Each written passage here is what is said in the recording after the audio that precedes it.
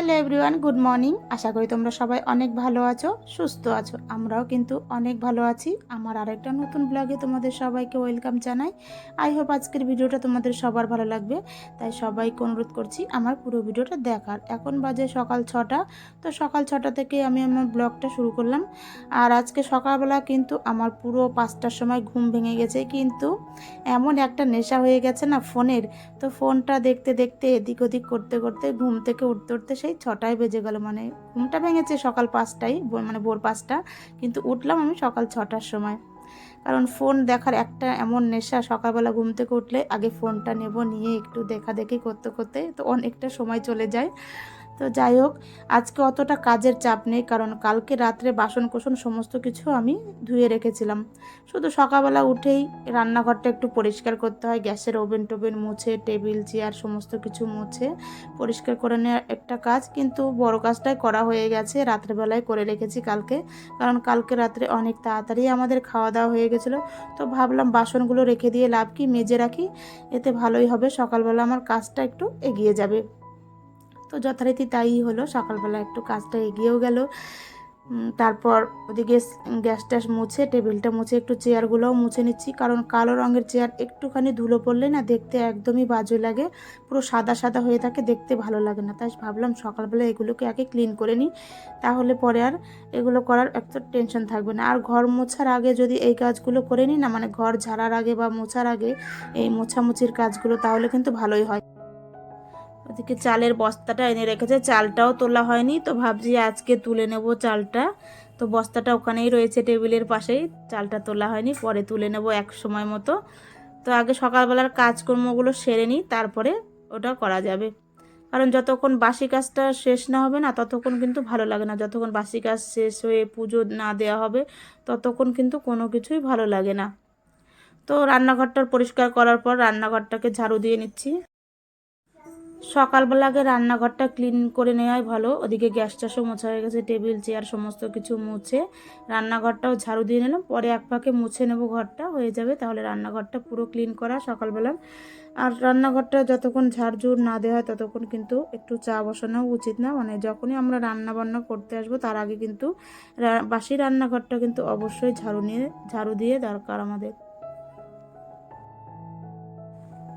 রান্নাঘরটা তো পরিষ্কার হয়ে গেল, এবার বেডরুমগুলোকেও পরিষ্কার করতে চলে এলাম। আর এই ঘরে সোনামা খেলা করেছিল, তো পুতুলগুলো এদিক ওদিক ছড়িয়েছিল, সেগুলো একটু গুছিয়েও নিলাম আমি। আর ঘরের যে কোনো জিনিস যদি সুন্দরভাবে গোছানো থাকে না, দেখতেও ভালো লাগে। আর খাটের তলাটাও একটু ভালো করে ঝাঁটা দিয়ে ঝাড়ু দিয়ে নিলাম। আর তো খাটের তলা তো এমনিতে আমি প্রত্যেক দিন মুছেই নিই, তাও একটু ঝাড়ু দিয়ে নিলে ভালো হয়, তাহলে যদি একটু ধুলো বালি থাকে সেগুলোও বেরিয়ে যায়, আর মোছার সময় তাহলে অতটাও কষ্ট হয় না।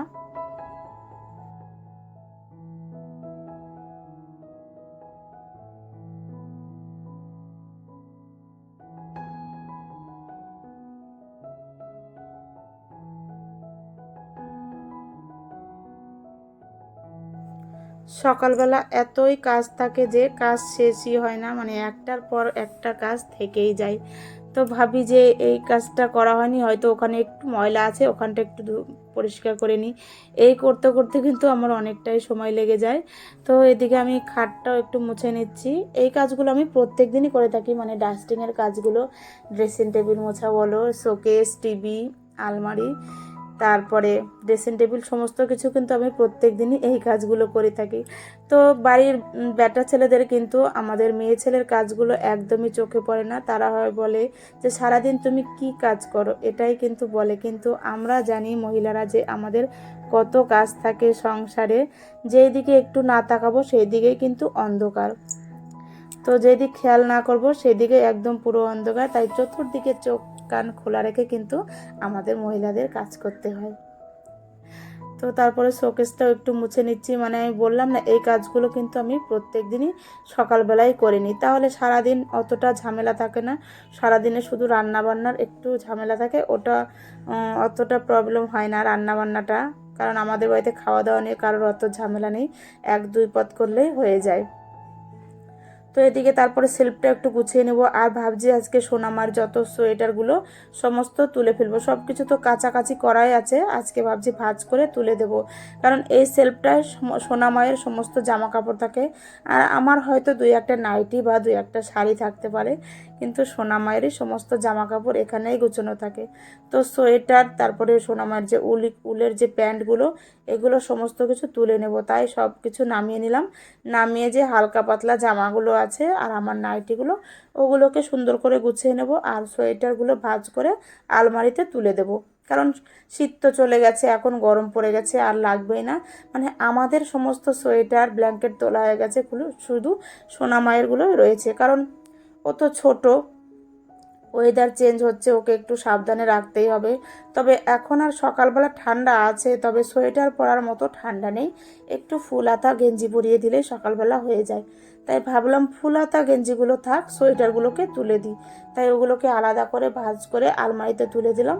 তারপর টিভিটাকে একটু মুছে পরিষ্কার করে নিলাম। আর এদিকে কম্পিউটার টেবিলটাও একটু অগোছালো হয়ে রয়েছে। তো সকালবেলা এই কাজগুলো কিন্তু আমি প্রত্যেক দিনই করেই থাকি। তো এইগুলো করতে করতে আমার অনেকটা সময় চলে যায়। তবুও ভালো, প্রত্যেক দিনের কাজ কিন্তু প্রত্যেক দিন করে রাখাই ভালো। এতে আমাদের অভ্যাসটাও থাকে, আর একদিনে করার অতটা ঝামেলাও হয় না। যদি প্রত্যেক দিনই আমরা এইভাবে অল্প অল্প করে সমস্ত কিছু, মানে অল্প ময়লা থাকতে যদি সমস্ত কিছু পরিষ্কার করে নিই, অতটা কষ্ট হয় না কিন্তু আমাদের।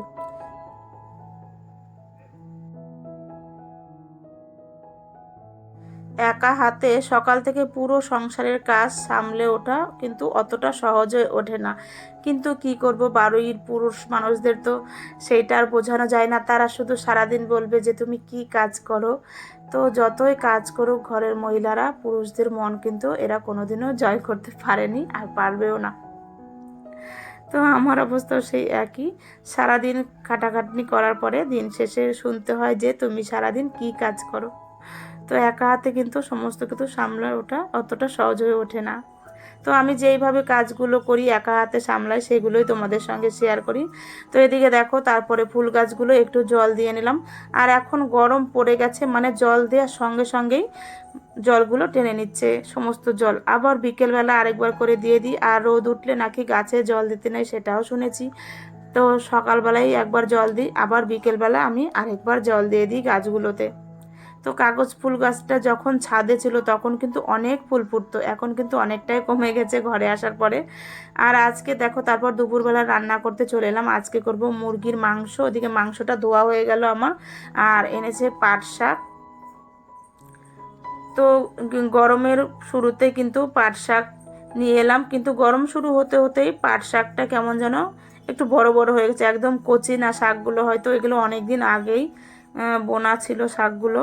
তো যাই হোক, এদিকে শাকটা কেটে কুচিয়ে নিয়েছি, আর এদিকে মাংসটা ধুয়ে মাংসটা বসিয়ে দিলাম।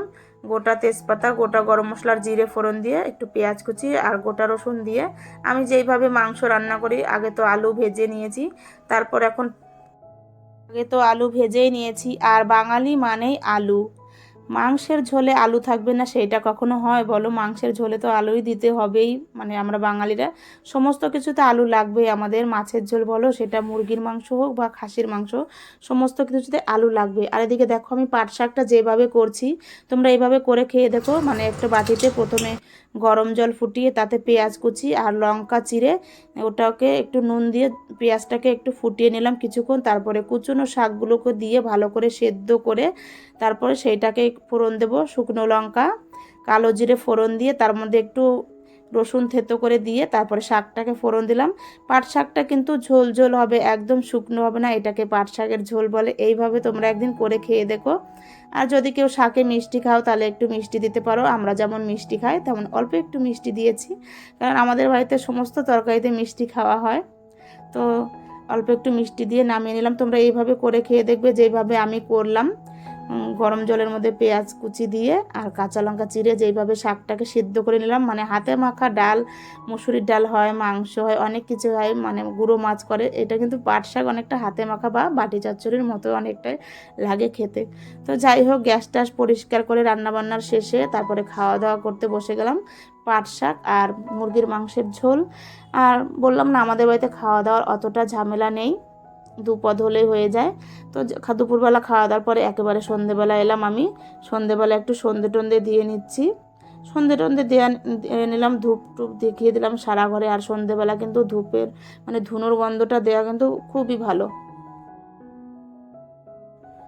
তো তারপর সোনামাকে একটু পরে নিলাম, তারপর রাতে ডিনার করে আজকের মতো ভিডিওটা তাহলে এখানেই শেষ করছি।